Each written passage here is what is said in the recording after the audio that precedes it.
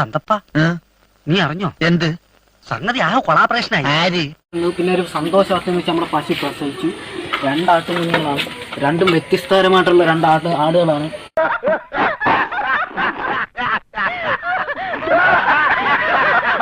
എന്താ രാമേന്ദ്ര പ്രശ്നം പറഞ്ഞാൽ ഭയങ്കര തമാശയാ.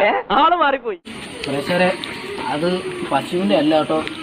ഇതിന്റെ ഉടമസ്ഥ ഇവിടെ വന്ന് ഇപ്പോൾ ഇവർ ആടിന്റെയാണ് കേട്ടോ. ഈ തല വെറും ഒരു അലങ്കാരം മാത്രമെന്നാ ഞാൻ ധരിച്ചത്. ഇപ്പൊ എനിക്ക് മനസ്സിലായി ഇതിൽ കളിമണ്ണ് മാത്രമല്ല അല്പ കളിച്ചോറും ഉണ്ടെന്ന്. പ്രേക്ഷകരെ, നല്ല കിളുന്തൻ 2 ആടിന്റെയാണ്. അപ്പൊ നമ്മളിന്ന് ഉണ്ടാക്കാൻ വേണ്ടി പോണത് ഗ്രീൻ മട്ടൺ ബാർബിക്യൂ ആണ്.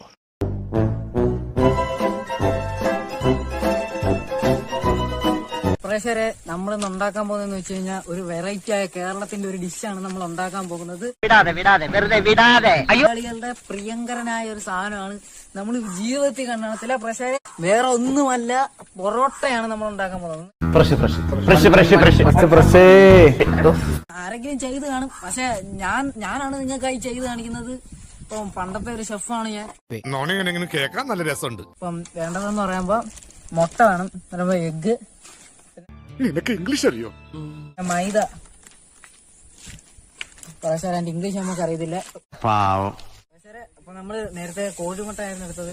എന്ന് പറയുമ്പോ താറാമുട്ടയുടെ ഒരു ഇതാണ്. നമ്മള് താറാമുട്ടയാണ്, ഇപ്പൊ നമ്മള് കോഴിമുട്ടയാണ് നമ്മൾ എടുക്കാൻ പോകുന്നത്. നീ എന്ത് തേങ്ങയാടി പറയുന്നേ? എനിക്കൊന്നും മനസ്സിലാവുന്നില്ല. പക്ഷേ ഇതിനകത്ത് അതിന്റെ കുഞ്ഞൊക്കെ ഉണ്ടെന്ന് തോന്നുന്നു കേട്ടോ. പൗലോസേട്ടൻ ഇങ്ങനെയാ, വലിയ തമാശക്കാരനാ. അപ്പൊ ഏകദേശം ഇതിന്റെ കാര്യം ഓക്കെ ആയി കഴിഞ്ഞ് നമ്മള് ഒരു ഉപ്പാണ് വേണ്ടത്. ഉപ്പ്, സാൾട്ട് ആൻഡ് പേപ്പർ. അപ്പൊ പ്രേക്ഷകരെ, നമുക്കിനി എന്ത് ചെയ്യേണ്ടതെന്ന് വെച്ചാൽ കുറച്ച് വാട്ടർ മെലൺ എടുക്കണം, കുറച്ച് വെള്ളം എടുക്കണം. ഓക്കെ. അപ്പൊ പ്രേക്ഷകരെ, ഇത് ഏഷ്യൻ പെയിന്റിന്റെ ബക്കറ്റാണ് കേട്ടോ. അപ്പൊ അവർക്കൊരു പരസ്യമാക്കോട്ട്. കണ്ടോടി, ഇങ്ങനെ ഒരുത്തനെ നമ്മുടെ കുടുംബങ്ങളിൽ മഷിയിട്ട് നോക്കിയാൽ കാണും.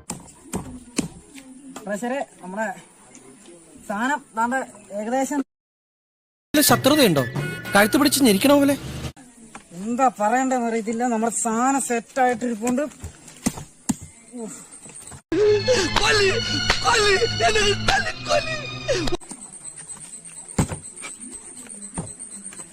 മോശക്കേട് സാധനമായിട്ടുണ്ട് പ്രേക്ഷകരെ.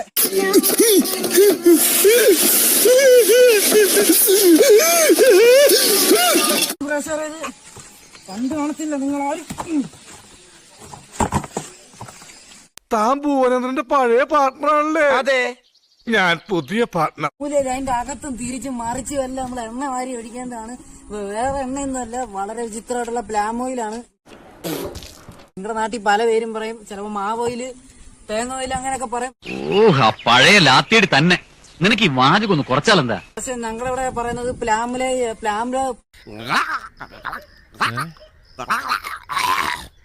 നന്നായിട്ട് അറിയായിരുന്നു ഈ ചൂട്.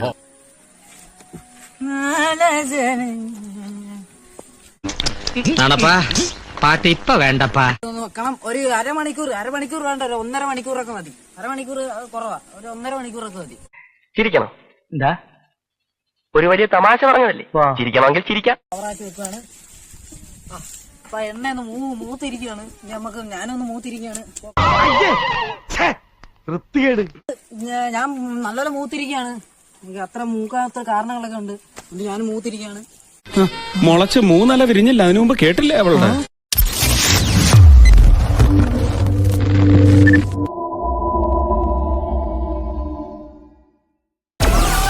Download Moj.